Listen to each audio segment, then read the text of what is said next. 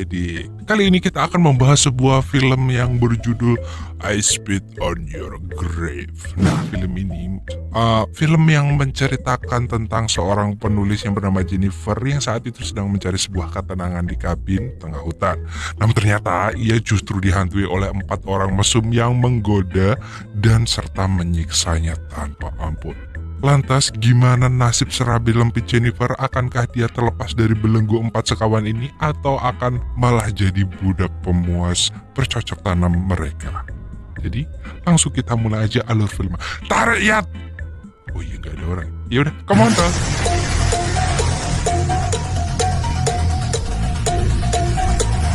Pada awal film kita akan berkenalan dengan Mbak Jennifer, seorang penulis yang tengah mencari ketenangan untuk menulis buku barunya. Pagi itu, ia memutuskan untuk pergi ke kabin di tengah hutan yang akan ia sewa dari seorang pak tua yang bernama Earl. Dengan senang hati, Earl langsung memberikan peta sekaligus kunci kabinnya.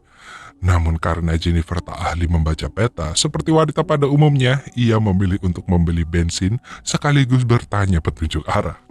Dan dia bertemulah dengan pria yang bernama Johnny yang memberinya petunjuk. Namun ternyata Johnny ini adalah pria mesum yang tak bisa melepas matanya dari semongko montok si Jennifer. Jennifer yang merasa risih pun memberinya pelajaran sehingga membuatnya ditertawakan teman-temannya. I'm sorry.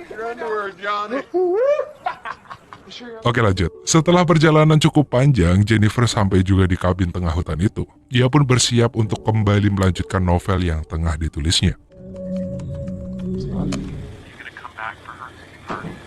Namun di tengah kesunyian itu Jennifer mendengar suara yang mencurigakan. Ia pun coba mengeceknya, tapi Jennifer tak menemukan siapapun selain dirinya sendiri. Lalu ketika kembali melanjutkan pekerjaannya, Jennifer tak sengaja menumpahkan minuman yang membuat tubuhnya basah dan bajunya kotor sehingga harus dicucinya. Tapi ternyata tanpa diketahuinya ada orang yang sedang memata-matainya dari jendela.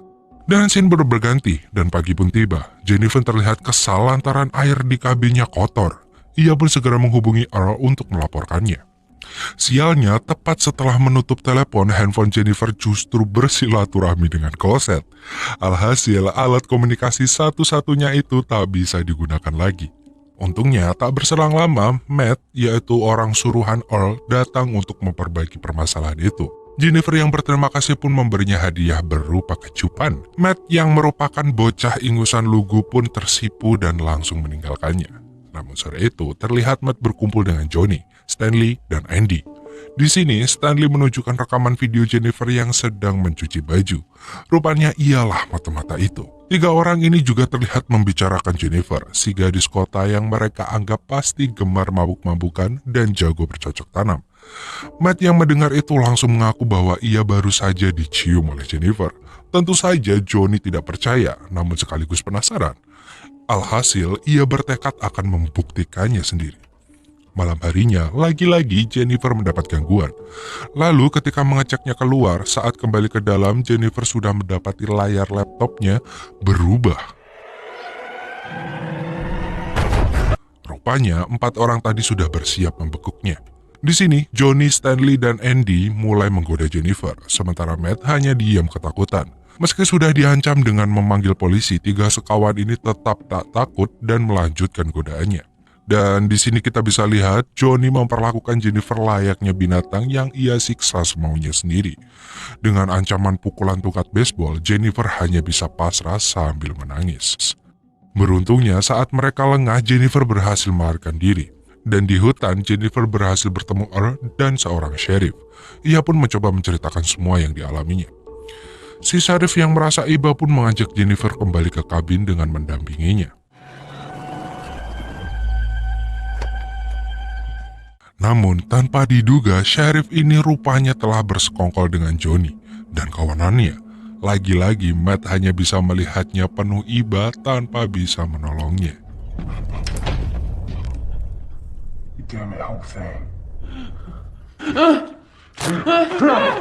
Setelah itu Johnny langsung membuka paksa baju Jennifer sementara Stanley merekamnya. Namun ternyata mereka justru menyuruh Matt untuk bercocok tanam dengan Jennifer. Awalnya Matt menolak, Namun karena ancaman yang terus dilakukan Johnny, Matt dengan terpaksa melakukan percocok tanaman itu untuk pertama kalinya. Oh gimana ya, gue harus seneng apa ikut sedih sih, bingung anjing. Dan sejak saat itu Jennifer terus disiksa secara bergantian. Sampai pada akhirnya dengan sisa-sisa tenaga yang dimiliki, Jennifer berusaha mengendap-endap dan memutuskan kabur dengan cara terjun ke sungai. Hal ini tentu membuat Johnny dan komplotannya gelagapan. Si sheriff lantas menyuruh mereka mencari Jennifer, karena dikhawatirkan wanita itu selamat dan melapor ke polisi yang lain.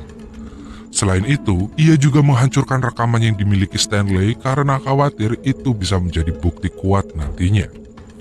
Dan setelah itu, terlihat Johnny dan kawanannya juga membakar seluruh barang Jennifer dan merusak mobilnya. Dan sejak saat itu, setiap hari mereka berpatroli di sekitar sungai. Namun karena tak kunjung menemukannya, mereka mulai berpikir bahwa Jennifer sudah tewas, hanyut terbawa arus. Dan sementara itu, Matt terlihat frustasi sendiri mengingat apa yang telah dilakukannya dengan Jennifer. Dan suatu malam, Earl menghubungi sheriff untuk menanyakan perihal Jennifer yang tidak juga pulang dari kabinnya, karena sheriff lah yang terakhir kali bersamanya. Demi membungkam mulut Earl yang tak berhenti ngoceh, sheriff berjanji akan mencari Jennifer esok hari.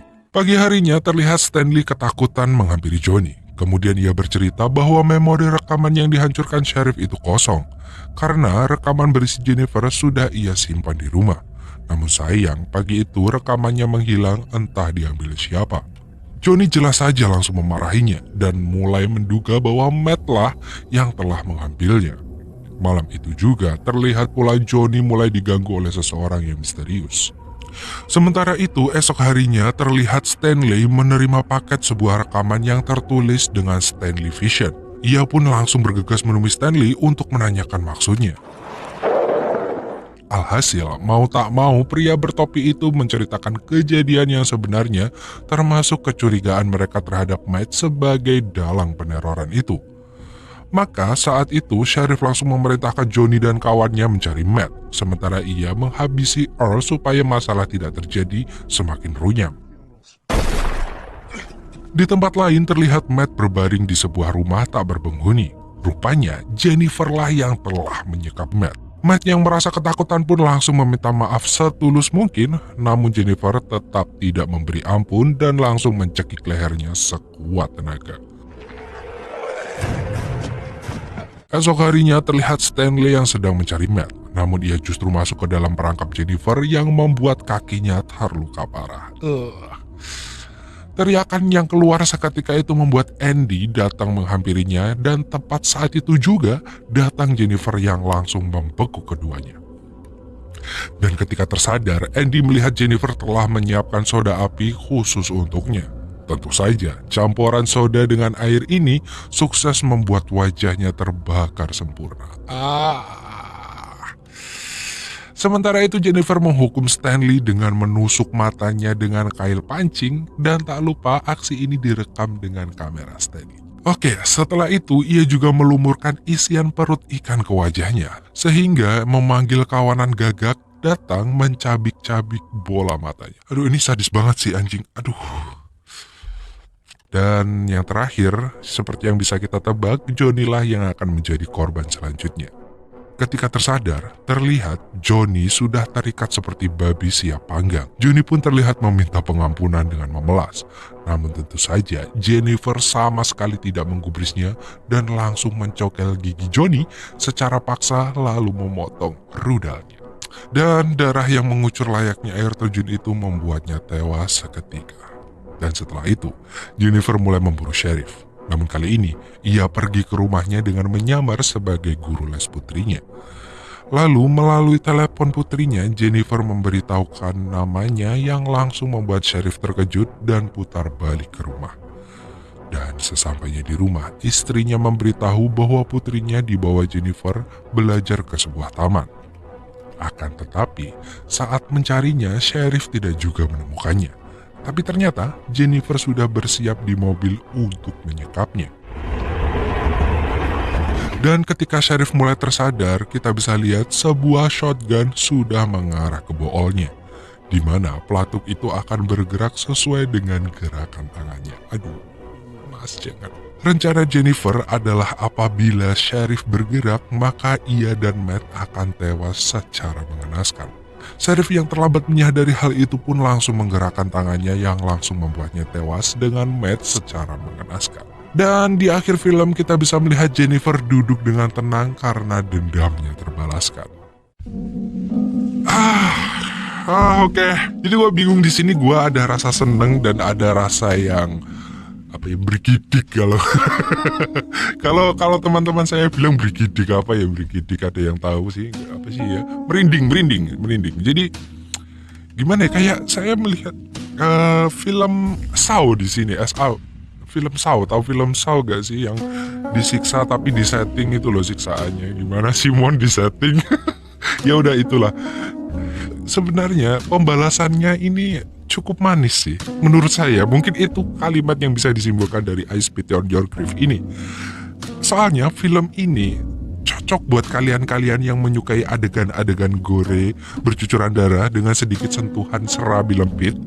Dan film ini juga mengikatkan kita untuk mengingat sebuah pepatah bahwa apa yang kamu tanam itulah yang kamu tuai, seperti Johnny and the Gang. Nah, tahu gak sih?